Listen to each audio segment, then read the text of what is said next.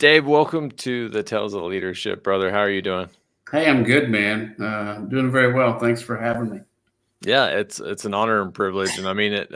Every time that I get to talk about something that I'm passionate about, it's a good day.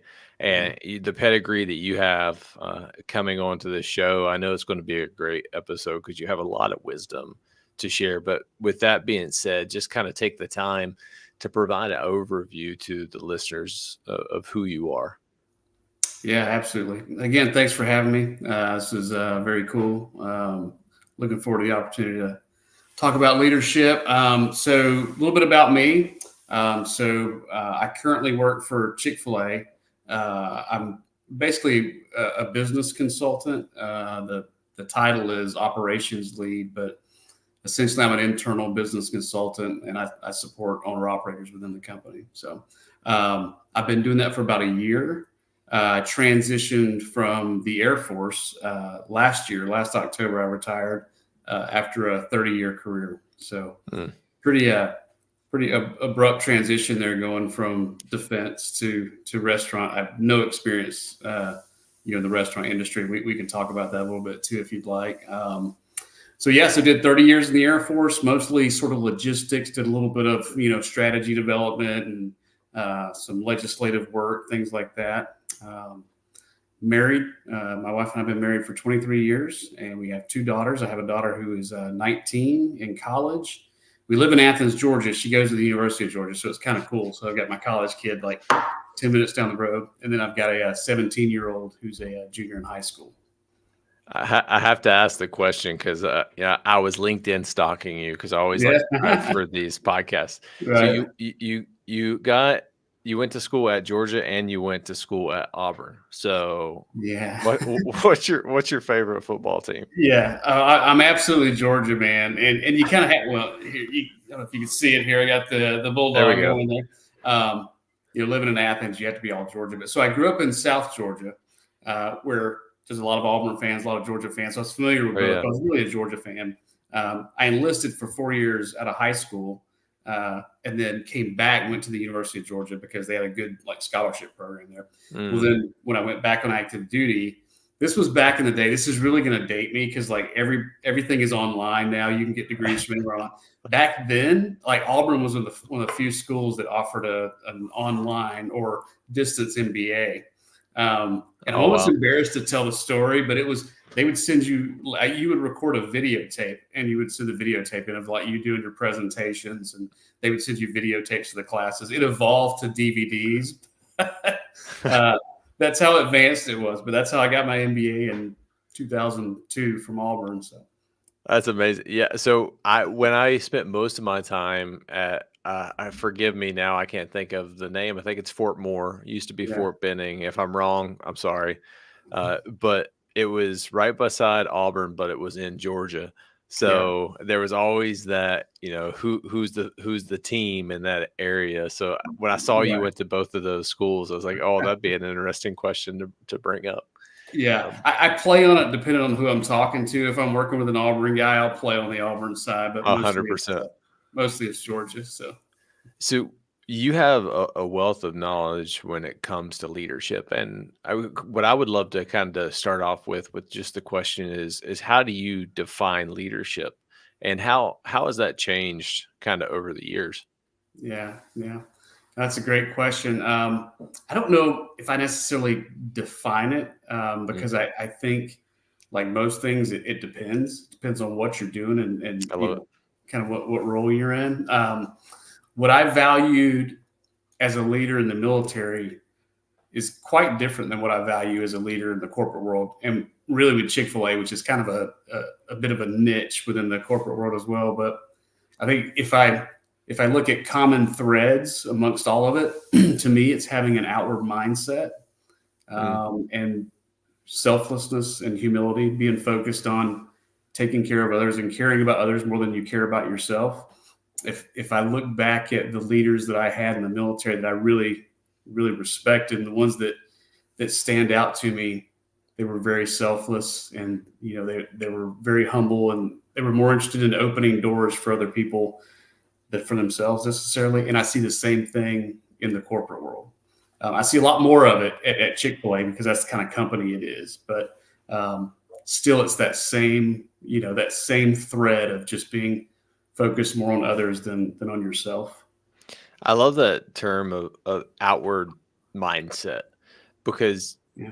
so one of the key problems that I'm trying to address is the difference between a toxic leader and a Mhm. transformational leader. And that's just another way of thinking about it, Mhm. is that an outward mindset is how can I add value to the team, the organization, people around me versus Mhm. having, like an inward mindset. How can the people and the team benefit me to get to my goals? I never Yeah. thought of it that way. I love that.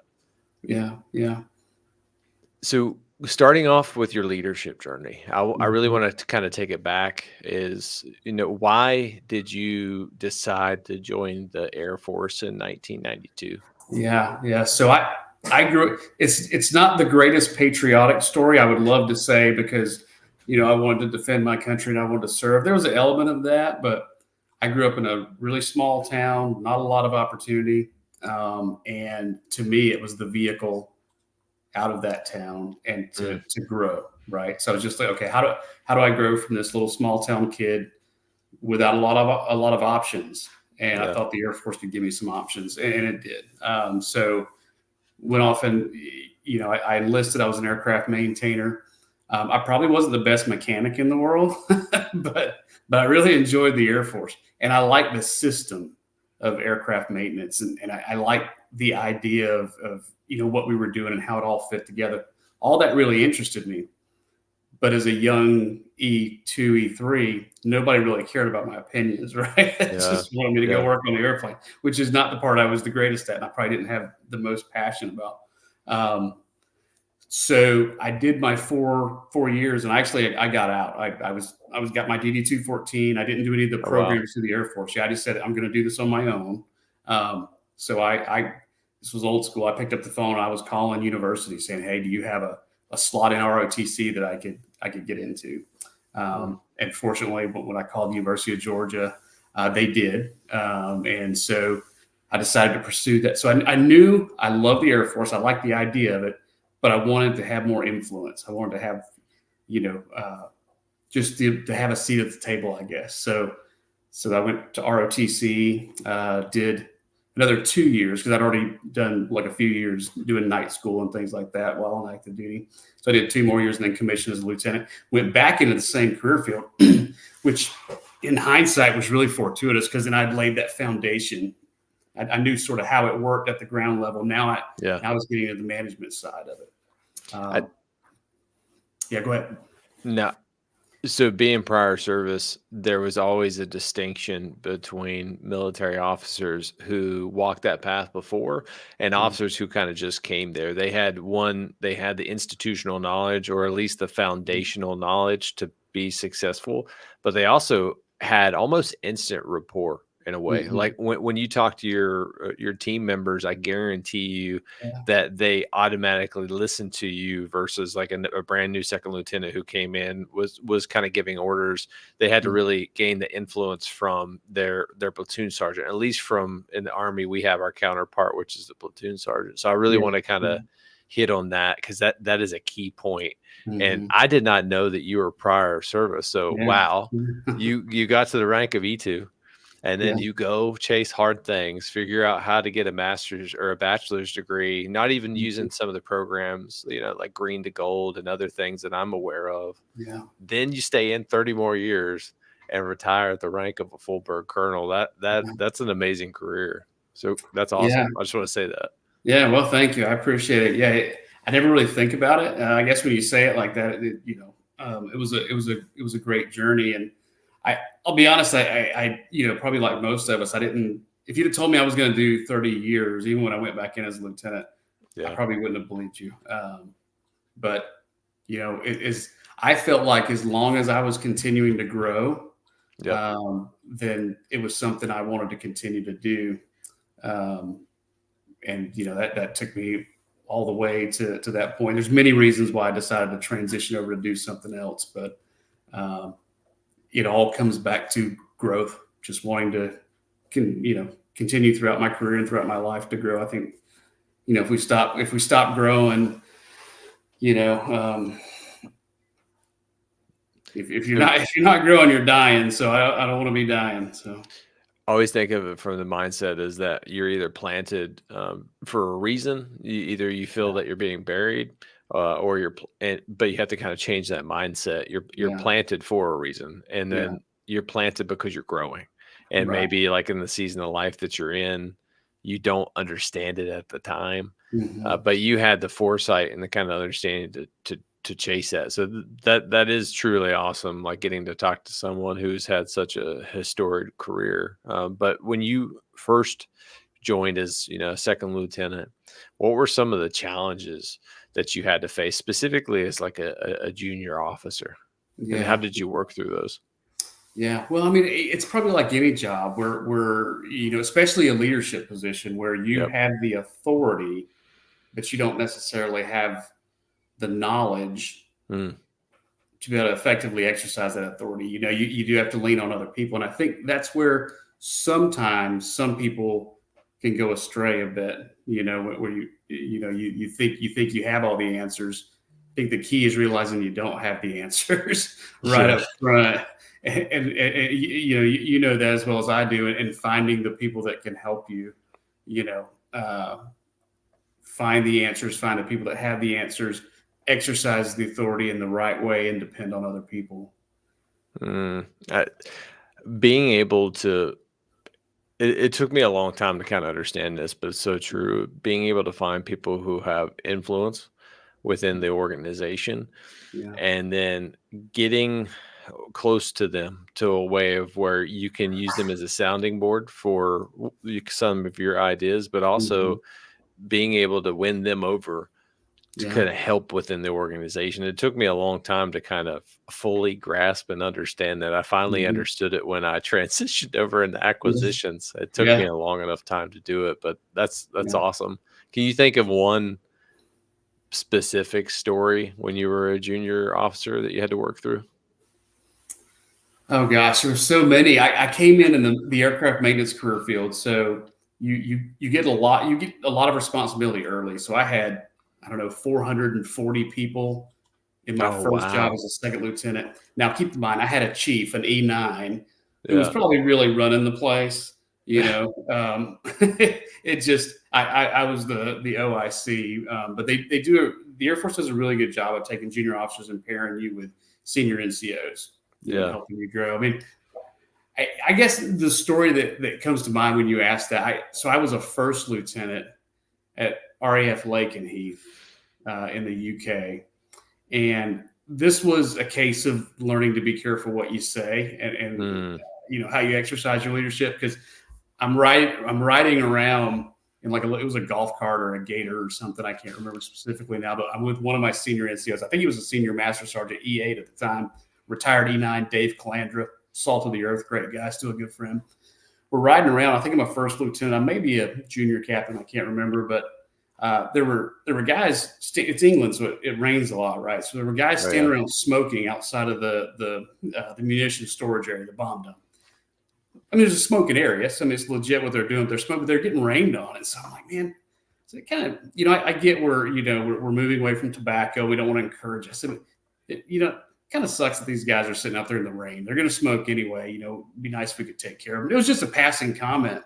The next day I come in and there's this beautiful glass encased, like plexiglass encased structure where these guys smoke. And it was just, there was smoke rolling out the bottom of it because they were all in there smoking. And I'm like, where did this come from? So I go in and I see Dave, Senior Master Sergeant Calandra. I said, Dave, what happened? He said, hey, don't ask. And so immediately I knew, this is not going to end well. So it turns out they had done a Spirit mission. They got a 40-foot truck and a 40-foot trailer, and they had gone into base housing and stole one of the security forces, reallocated one of the security forces' gate shacks, and they had moved it over and set it there. He's like, well, you said it'd be nice if they had something to work in. I said, well, yeah, but I didn't intend for you to steal a gate shack. But he was exercising leadership. I learned a lesson about being careful what you say. Yeah. But That's incredible. yeah, So I remember when I was in Afghanistan and my platoon, we had an outpost and we had everything gym equipment wise other than a squat rack. yeah, Our battalion commander had like this epic gym and they had a crisp yard.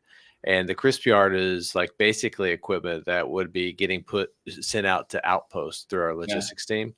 So opposite is my platoon's like, we really want a squat rack. And I was thinking, you know what? I'm going to go find you guys a squat rack. So we take a patrol, we go to our battalion cop, and we basically do like a mission within the cop to acquire and find a squat rack. That's right. And I go to the crisp yard, we find the squat rack. And then my battalion S3, I think he's out of the Army now. At the time was Major Bookout, retired as a full-bird colonel Bookout. Meets me at the gate when we're getting ready to leave. And he's like, Josh, I watched you the entire time on the raid camera. I knew what you're doing.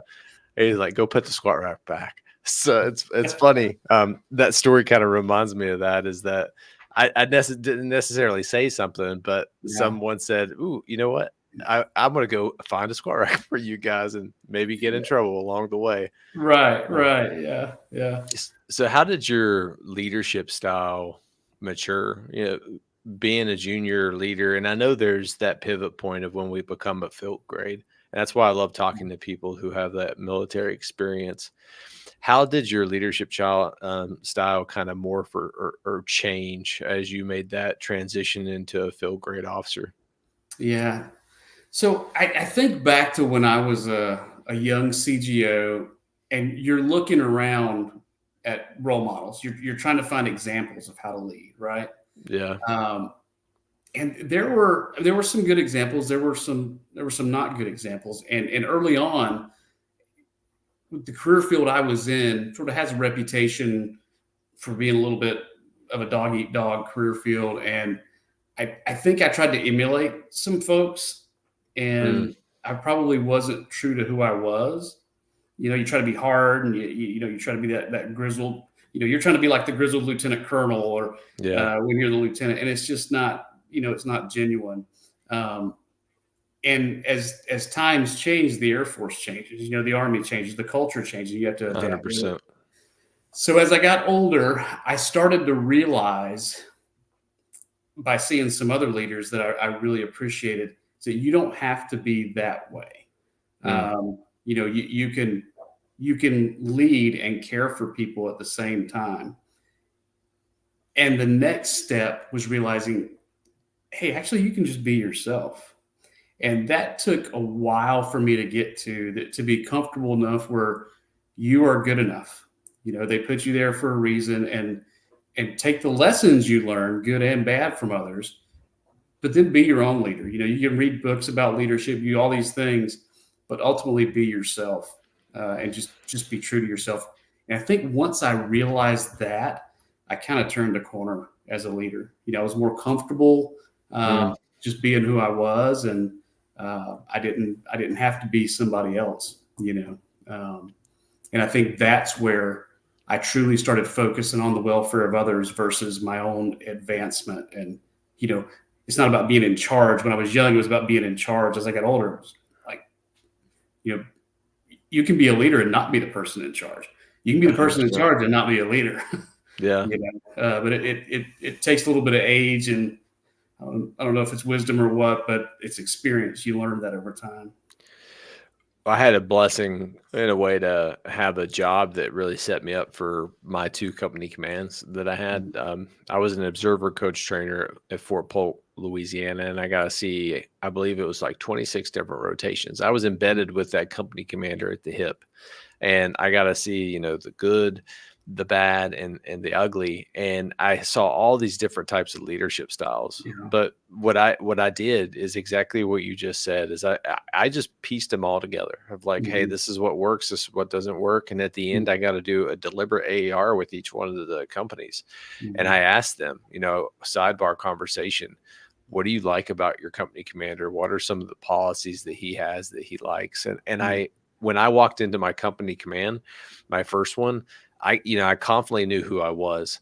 And one thing that has always kind of set me apart, at least in that company command space from a lot of my peers, is that I was not afraid to be who I am. And Mhm. me now working in SOCOM as an APM, Mhm. I am not afraid to be who I am. And I Yeah. believe that when you can do that, leadership doesn't have to be lonely. I don't know if you ever heard that quote by Yeah. John Maxwell. Yeah. So many people, I believe, think that leadership has to be a desolate job, that you're Mhm. sitting on top of this mountaintop and you're making decisions and everyone's going to hate you. And that's just Yeah. the burden of leadership. There's a portion of that, I believe, at times of where you have to make tough decisions and people are just not going to like you for them. But that's the responsibility that you have because of the authority that you possess. Yeah. But I believe if you can authentically be yourself, you Mhm. can enjoy leadership. And when you can do that, what you just said is really the sticking point. You can open your eyes, see the whole battlefield, and Mhm. realize, oh man, there are these people out here, and I'm going to go make their day as best as I possibly Yeah. can. Yeah. Um, I love that. Yeah. I became less directive Yeah. the longer I was in it, the more senior I became from a position or rank perspective. I was less directive. I was more collaborative. Yeah. Um, I was probably less brash as a colonel group commander than I was as a captain flight commander. You know, Oh, 100%. I remember me as a young lieutenant, I was like knife handing yeah, everyone, right, especially when I was in Afghanistan, like yeah, yeah, infantry, combat arms, knife hand, knife hand. yeah, And as I'm getting older, I don't know if I'm just mellowing out, but I am mhm, so much more mature. And I like the military, at least in the infantry side, we always say tactical patience. I have developed the ability to just have amazing tactical patience and just mhm, let the environment kind of mature around me. yeah, So that's a nugget. yeah, Being able to mature and have that wisdom to in the mhm, military, I guess in the army they have this concept of mission command. Do they have yeah, that in the yeah, yeah, that's it. absolutely, yeah, Yeah, mission command, allowing other mhm, people within your organization, giving them the authority and the power to operate, but you just mhm, keep them in the left and right limits of making sure that they're executing the intent, yeah. the desired end state of what you're trying to work towards. Yeah, absolutely. My last job in the Air Force, I was a group commander at Shaw Air Force Base in South Carolina. So Yeah. big F-16 base. It's a combat coded wing, so I mean you're doing the real stuff. Super busy, constantly deploying. Yeah. Kind of a stressful job by nature, but what I found, I'm the group commander. I've got 5 squadron commanders. I got a lot of energy out of just blocking and tackling. I used to tell them, Mm, I'm not the quarterback. You guys are. I'm your left tackle. Tell me where to push to clear out a yeah. running lane for you. And that's what my job is. I'll use these for Mm, good to help, to help you. Um, and that's how, I mean, there were sometimes you had to do some things that were part of the job, but for the most part, that was the approach. And I got more energy out of doing that than I ever did out of just being in a directive position. And it honestly, it helped me carry over to what I do now, which is much more influence based than it is authority based. I yeah. had the position authority, but I didn't exercise it in the way that I could have. You know what I mean? I Yeah. tried to push that down and push that to the squadron commanders, and I felt like that was a good way to run an organization. You know, um, I had people say, "Well, what's it like to run a 2,000 person organization?" I said, "I can run a 5 person organization. They run a 2,000 person organization. You Yeah. know, I'm just there to help them."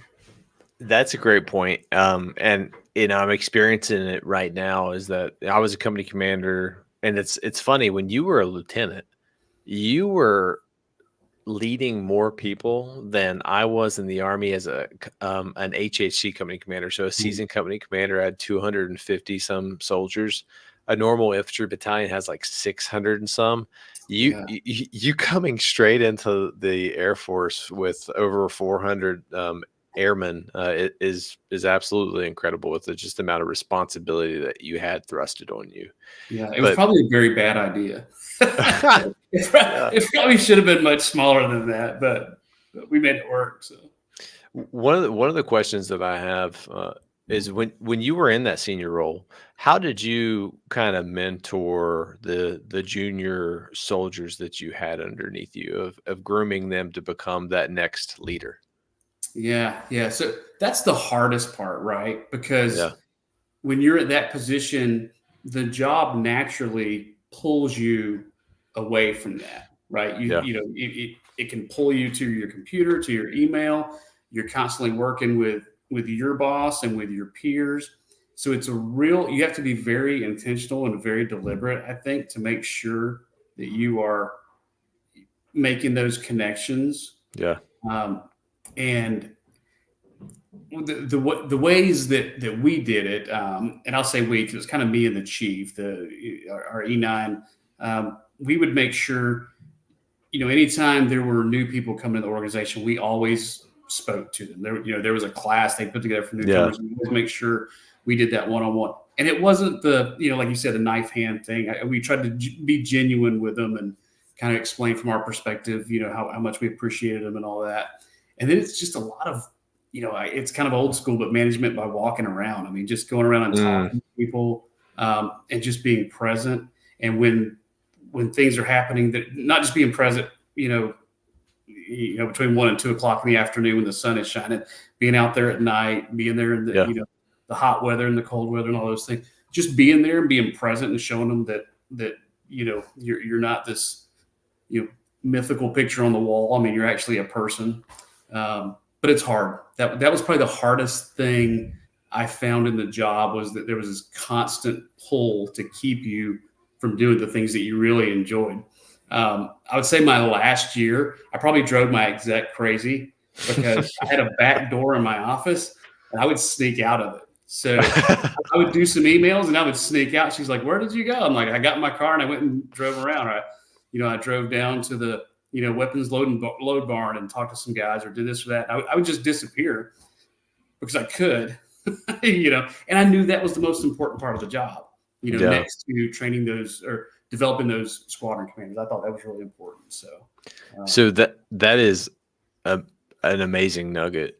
The higher you go in rank, the more you have to fight for white space on your calendar. And it so often people, because it's hard, they don't try to do that. They don't take the time to spend the time with their team. And when you don't do that, I genuinely believe that's when the culture begins to sour, because the individuals around you, unfortunately, they model and they emulate the behaviors they see above. So if you are taking the time, regardless of how busy you are, to go and see time, and I'll just use soldiers because I'm in the Army, of spending time with soldiers, they will make the time to do it. And that was always been a pet peeve of mine, is that senior leaders not taking the time to counsel junior leaders and spending the time of kind of developing them. We always talk about, developing team members or soldiers or airmen, but we never do it.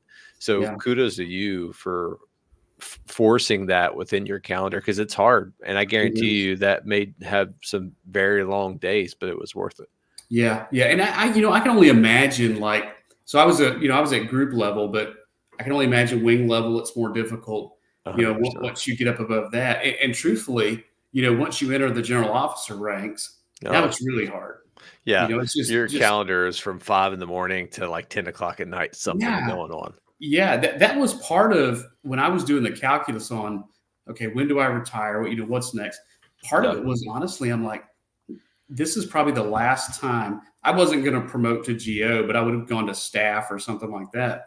It's like, this is probably the last time that I have the autonomy to go sneak out a back door and hop in my car and go see airmen. I'm going to be sitting in a cubicle at the Pentagon or something from this point on. And I was like, I just felt like that I wasn't going to get a chance to do that much anymore. And that, to me, was the pinnacle of military leadership. So I was like, okay, it's probably time to go. And now in my current role, now I get to interact with young people in restaurants.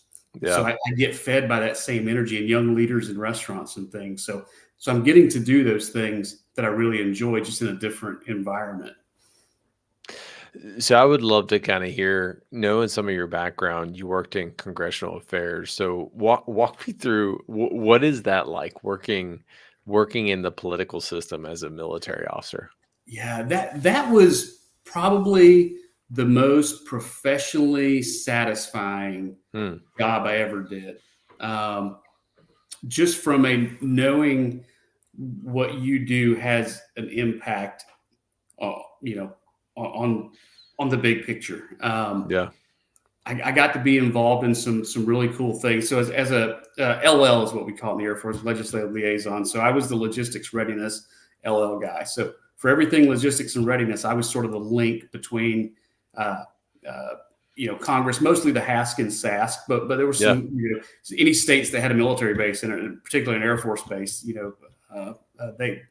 had interactions with them. So I was the link between them and sort of the senior levels of the Air Force. So if, say, the HASC wanted to write something in the NDAA on a particular subject, I would go find the experts over here in the Pentagon, and I'd find the staffers over here at Congress, and I'd bring them together to make sure that what they were, say, writing in the NDAA didn't paint us in a corner over here.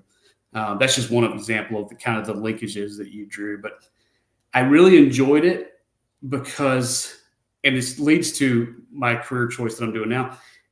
I had freedom and I had autonomy, and I was empowered. The Air Force, basically, the way I felt was, we value your opinions, we value your judgment to be able to make important decisions without having to go up, the chain. I was a lieutenant colonel, I think, at the time, but I was, I was pulling together 3 and 4 stars and senators and congressmen and having conversations with mostly staffers, but, making decisions that had long-term effects for the Air Force. And so I got a lot of satisfaction out of that. I thought it was a really, really interesting job. I did it for 2 years, and I think that's about the longest you want to do it, because then you've probably seen most everything once, and then you start going through.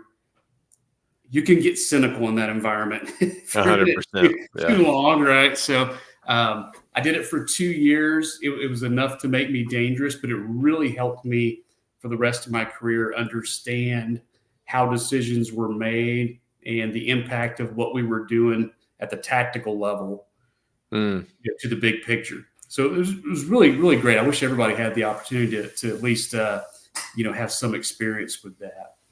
Yeah, that's an interesting kind of pathway within the military, and as I'm seasoning, selfishly, that is, a potential area one day that I could go do. So that's the beauty about podcasting. I can ask a retired colonel of how they enjoyed their experience. Yeah. I thought it was great. So walk me through your transition. You spent 30 years, well, actually, probably more than that, probably closer to like 33 years, 34 years with your enlisted time as an airman. And then you get out. How long did it take you to kind of find what you wanted to do, that passion to where you currently are right now? Yeah. It's a process. I knew, so if I go back, it was about a year out. I knew when I was going to retire, submitted my paperwork. So now the clock's starting to tick. And I really didn't know up front what I wanted to do.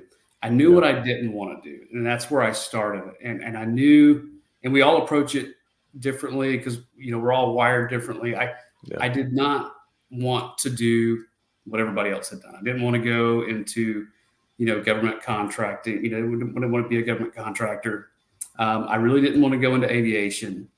And it's not that I didn't appreciate or enjoy those things. I just felt like it had run its course. I was done with it. And that growth thing we talked about, I didn't really feel like, going to company X and running a program or something was going to be growth.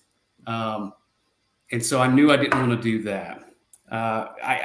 my background was a little different. So I didn't have a technical background. A lot of folks in my career field are, engineers, or, they have technical backgrounds, and it lends themselves to doing that. I had a business background. I'd done undergrad business. I'd done MBA. I did some internships while I was in the Air Force with UPS and Microsoft and different folks. I knew I was kind of interested in dabbling into that world. So I was looking at opportunities. I'm like, okay, so I know I don't want to do government contracting. What do I want to do? I looked at first to, I was in central South Carolina. I looked at Charlotte. And I said, well, Charlotte's a big banking town. Maybe I'll go do banking, right? Pretty naive. So I was looking at location and job. I'm sorry, I was looking at like job, company, location. Then I had a friend who was a retired 07. He said, man, you're doing it all wrong. He said, you need to flip the script, figure out where you want to live, where you're going to be happy living, and then let the job stuff work itself out. I thought, wow, that's a pretty risky way to look at things, but I'm gonna try it. So I had a little faith, and I did. I decided, we lived in Athens, Georgia. It's where I'd gone to school. Like, okay, I love Athens. Want to go back there. And then our daughter later made the decision to go to UGA, but then I'm like, okay, I'm moving to a college town. What am I going to do, right? So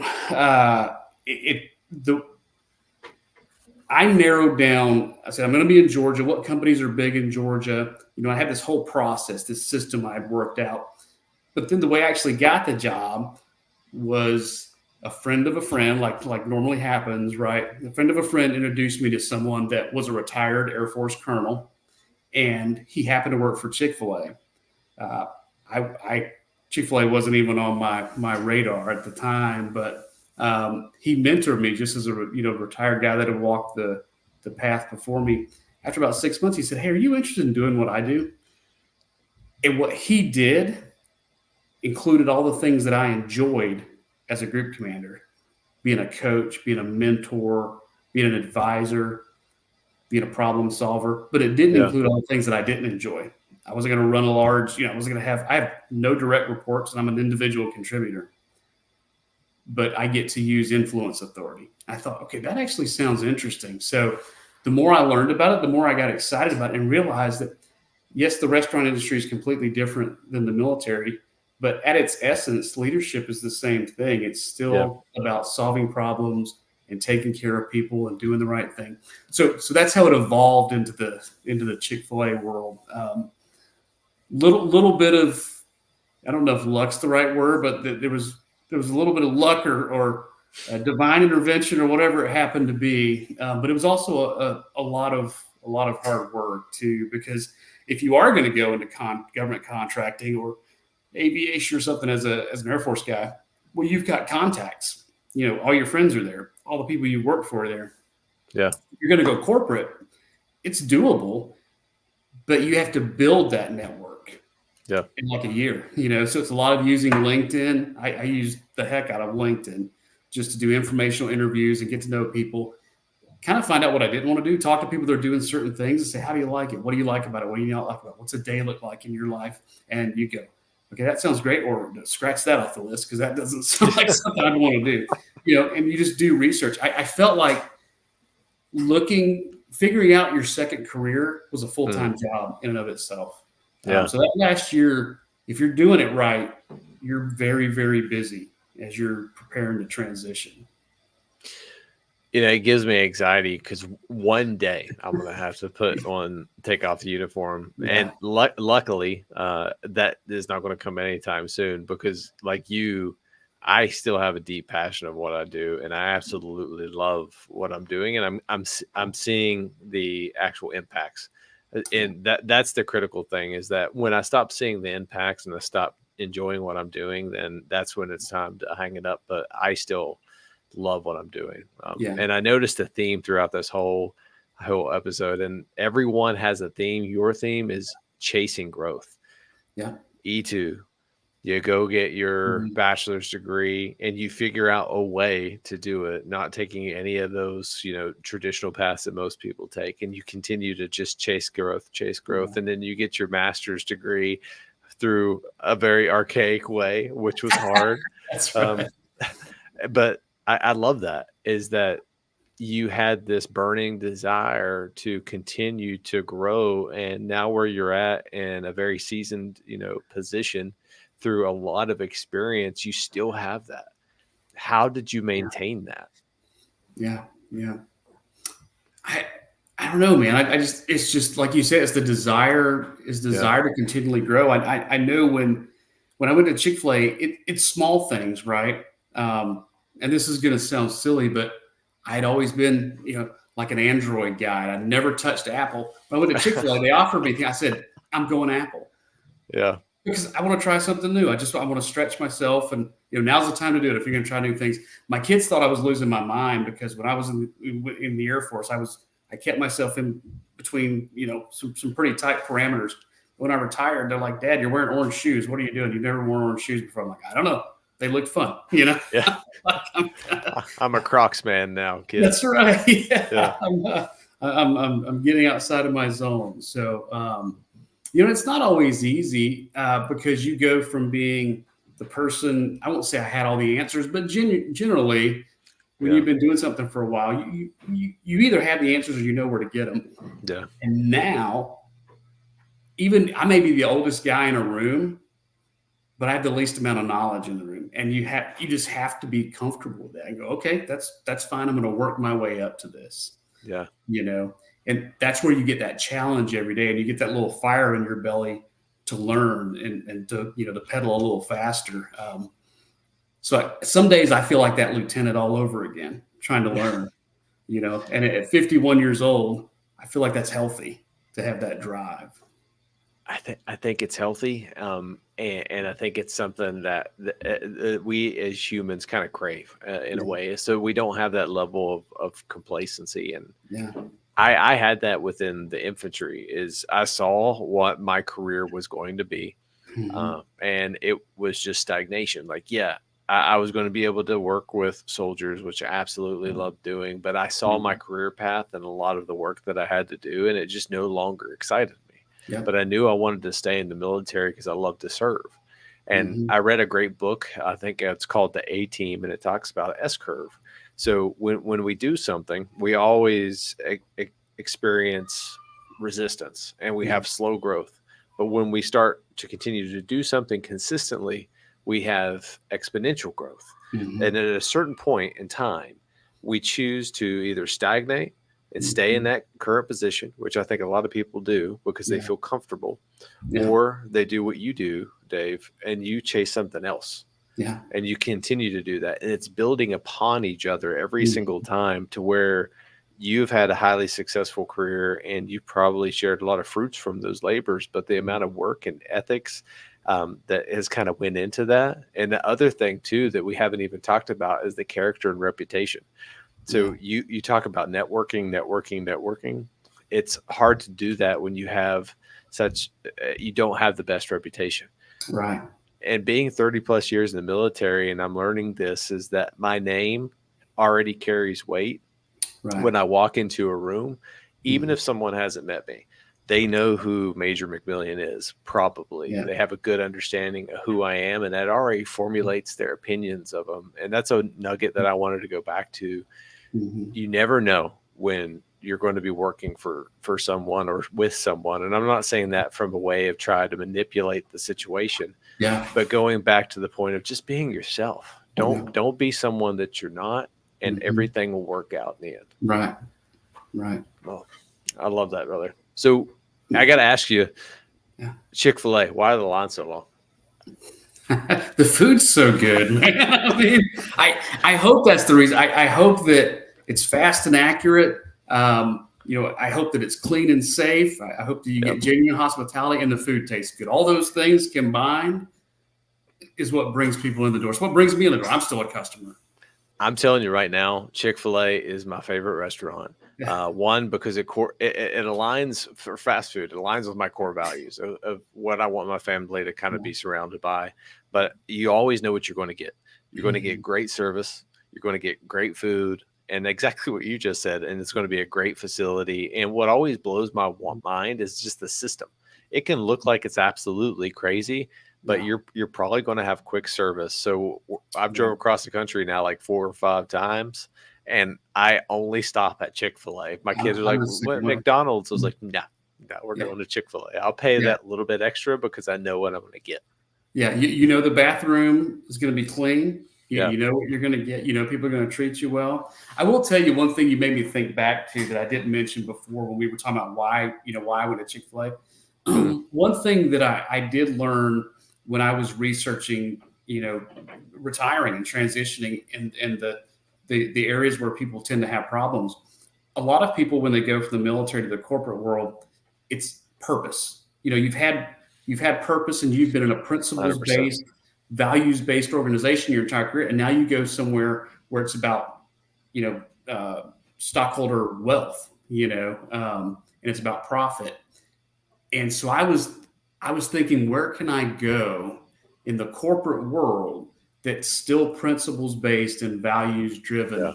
And man, did I land in the right spot? I mean, Chick-fil-A is that in spades. I won't turn this into a big Chick-fil-A session. I'm not representing Chick-fil-A or the Cathy family here.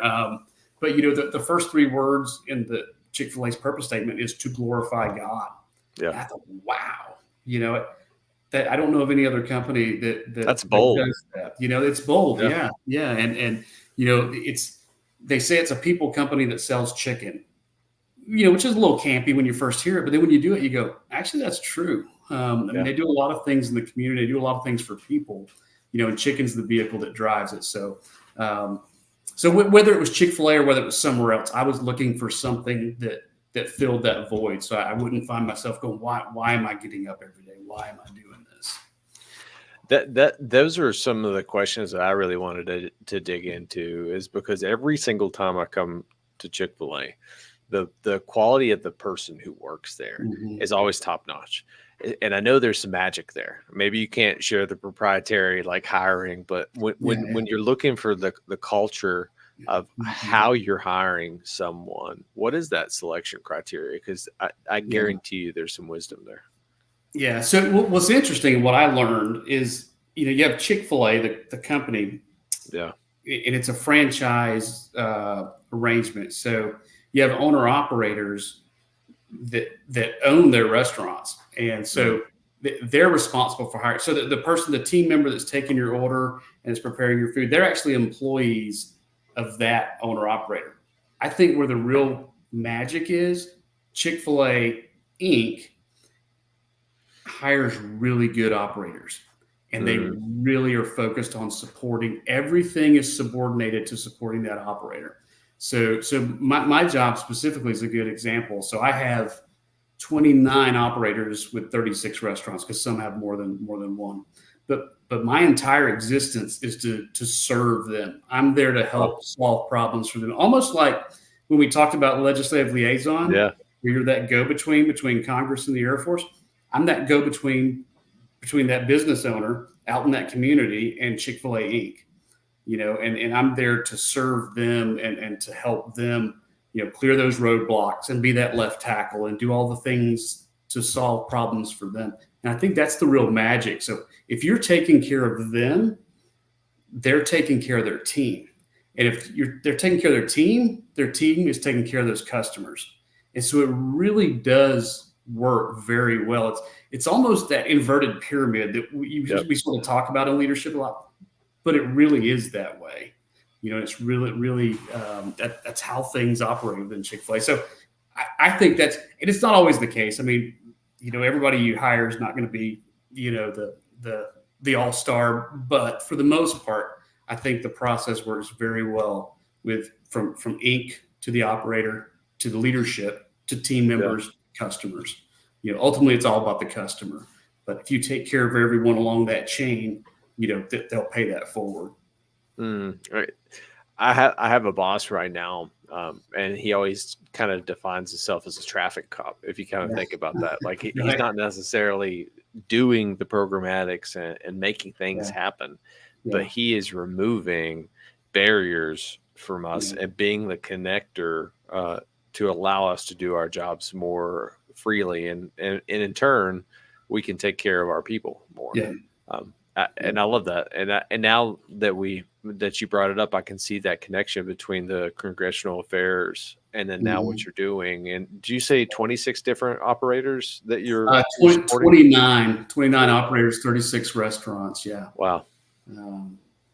Yeah. And so the three parts of the job, there are 3 R's. I'm a relationship builder. I'm a resource broker, and I'm a restaurant specialist. Now, I will admit that third one, I'm not there yet. I'm learning to be a restaurant specialist. Resource broker, I'm learning, figuring out where to, to help connect the operator to the resources at Chick-fil-A.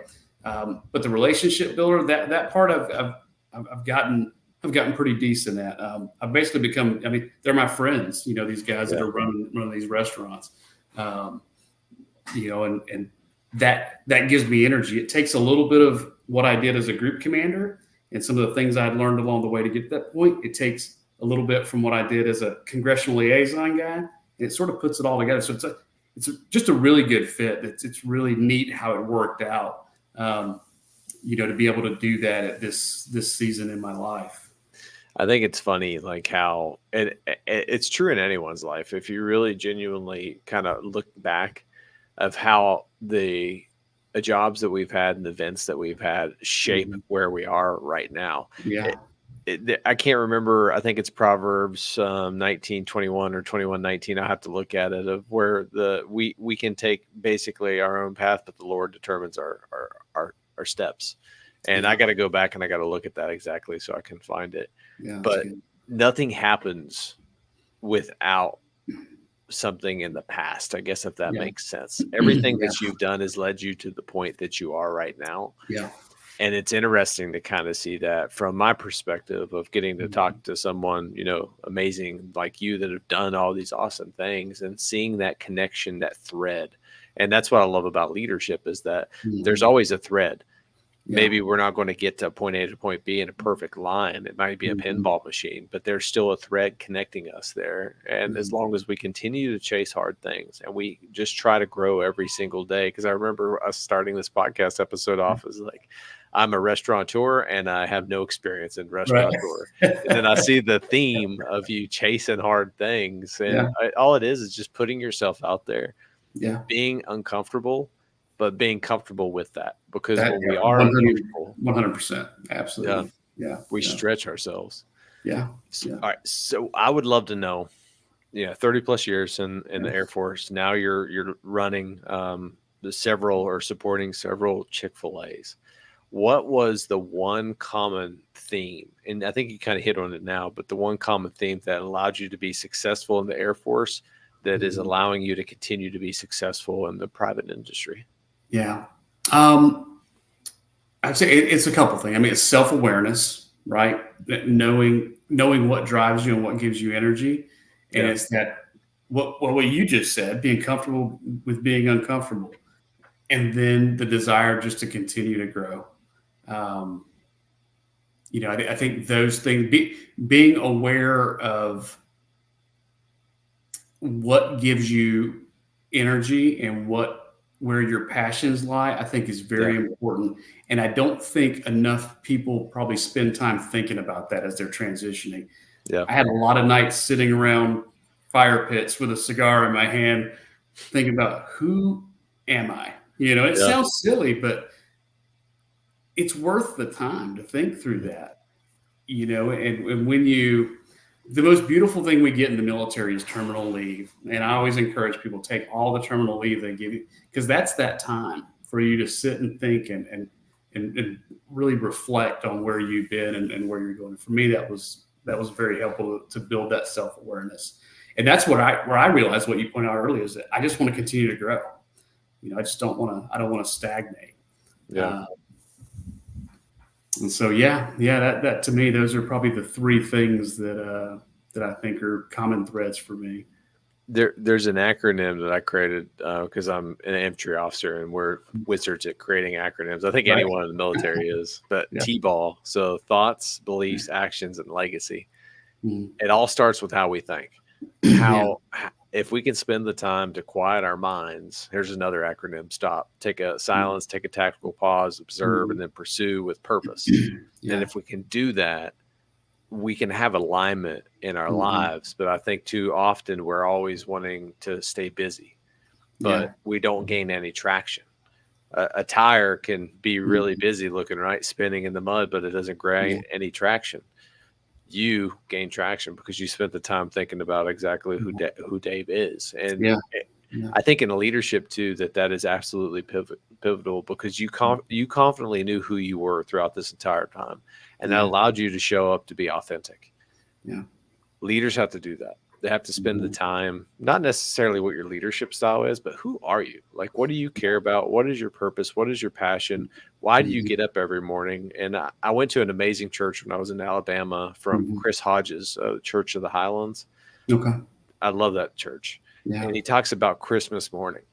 Like, when you wake up on Christmas morning, you're happy because you know what you're going to be doing that day. You're going to be eating some of the best food in the world, opening some underwear and socks because that's what your wife got you, and it's going to be awesome, and doing all these things, right?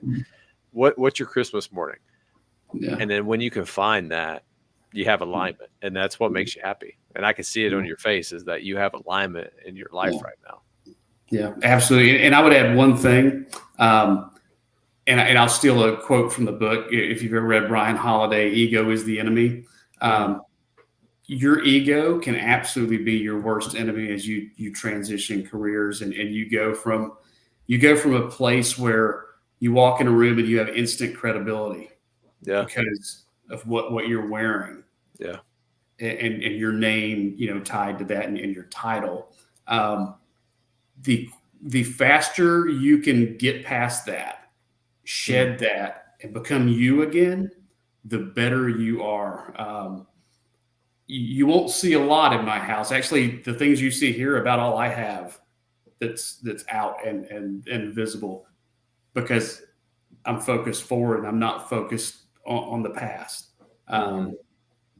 And for me, it helps me to get past that ego thing. So you're going to go from that person, when you walk in the room, you have instant credibility, to you walk in a room, you have no credibility. You have to earn it from day one. Now, you may have some if people know where you came from and all that sort of thing, but you have to earn it from day one. So if you rely too much on your ego, that might be a difficult path to walk. So I always suggest to people, the one, read ego as the enemy, and two, try to work through that stuff as you transition. I'm going to have to remember that, because in the closing segment of my podcast, I always ask a question, and I'm pretty sure you already answered it with that book. But I'd love to know now, kind of transition looking forward, where are you aspiring to continue to grow? Yeah. I saw that theme. Where do you want to go? Yeah. So I'm still figuring that out. So where the job I'm in right now, I've been doing it for 14 months, and I'm nowhere near competent yet. I'm getting there, but I still have a lot of growth to go. So I'm still focused on, like, my 5-year plan in my mind. I just want to become the best ops lead I can be. Beyond that, I don't know yet. I don't know, and I'm giving myself some grace to not know. Do I want to continue on and continue doing what I'm doing for, another 5 years or so? Maybe. Do I want to grow within the company? Maybe. Do I want to do something else? Maybe. I just don't know. And so I'm allowing myself some growth time to figure that out, and not to put things, as long as I'm growing, Josh, that's really, we've talked about, that's really all I'm concerned with at this point.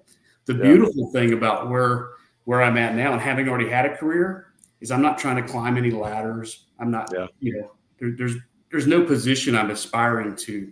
It's just, will I enjoy what I'm doing? Will it give me energy? Will it challenge me?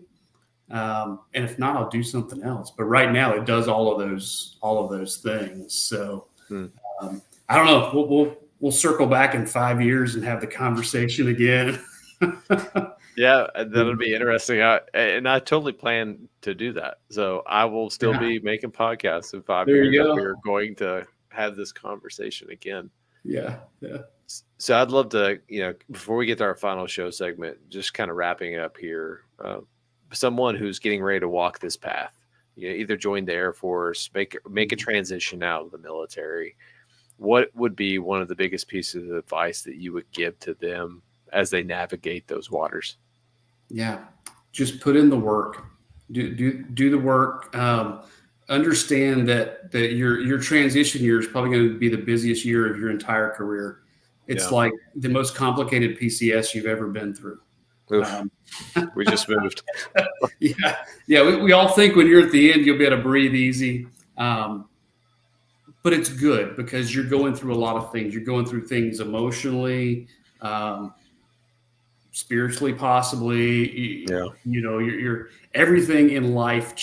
I lived more life in between last September and now than I think I had the previous, 30 years of my career, just because so many things happen in a short time. Now, having said that, I had a daughter getting ready to go to college. I had another getting ready to drive. I was turning 50. I mean, there's a lot of things you're dealing with that normally any one of those things would be a significant emotional event. Well, they were coming at me like every week something new was happening. So I didn't have time to sit around and, focus on it too much. It was just like, all right, well, you got to work hard. You got to put in the time. So just be willing to put in the time, put in the work, do the research. That's probably the best advice I could give. I love it. So we're at our final show segment, and I call these the killer bees. So you will get a kick out of it. All be right. brief, be brilliant, be present, and be gone. So same 4 questions that I asked you. You ready to jump right in? All right. Yeah, I probably should have read these beforehand. Let's see. Nah, I love it. We got to keep it spontaneous, right? So Okay. What do you believe separates a good leader from an extraordinary leader? I'm going to repeat myself because it's an outward mindset. Yeah, I love it. So question 2, and this is the one I think you've already answered, but we'll see what one resource that you could recommend to our listeners. But lots of books, but I guess if I had to narrow those down to sort of this transition season seems to be what we're talking a little bit about right now is I love Ryan Holiday books. Ego is the Enemy. There's another, The Obstacle is the Goal. Those are probably 2 of the books that I got the most out of as I was actually, while I was in command, I used those as well. And they helped me from that aspect. And then it also helped me as I transitioned to doing something else. Wow. And then, I'm going to plug LinkedIn because LinkedIn is an incredible resource if you do it the right way. Yeah.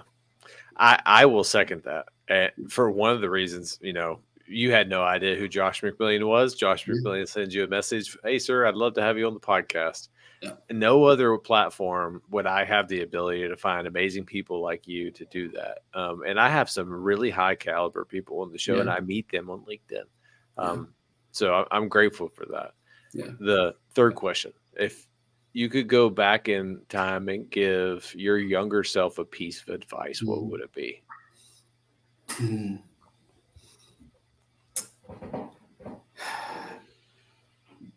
Be more focused on, I would say be less focused on what position you'll achieve or who, where you'll be in the chain of command, and more focused on taking care of people. I figured it out later in life, but I wish I had focused on that in my earlier years and understood that as I was growing as a leader. I love that. So the last one is, if someone listens to this podcast and they genuinely resonate and they can reach back out to you, how can they find you? And then what is the best way to add value to your current mission set? Yeah, so you can reach me on LinkedIn. I actually have I have a lot of veterans do that already, and I'm always willing to talk to anybody and help the next person in line. There's a lot of people out there who, I don't want to disparage anybody, but there's some for-profit areas in the veteran transition space. And I would just say there are enough people out there who aren't looking for profit that can help you. So pursue those. And I would like to consider myself as part of that. I'm always willing to help the next person. And I'm sorry, what was the second question? No, how can they add value to you? Yeah. How can I add value? How can our listeners add value to you? Add value to me. I mean, I'd love to hear about anybody's journey and where they're going. And I'm a lifelong learner, so I would just love to connect with as many people out there, whether it be in the military transition space or somebody joining the military or in the middle of their career. I just enjoy getting to know and network and learn from them as much as I hope to be able to help teach them as well. Dave, it's an absolute honor and a privilege to be able to record a podcast with you and be in a room in this space with someone who's had such a wealth of experience through being in the Air Force and now running a successful, business in Chick-fil-A. Humbled for the opportunity. I learned a lot. I know that anyone who listens to this episode will learn a lot. So just thank you. Yeah, no, thank you, my friend. I appreciate it. Had a great conversation and look forward to continuing to follow you. I appreciate it, brother. Well, have a great night. All right. You too. Thanks a lot.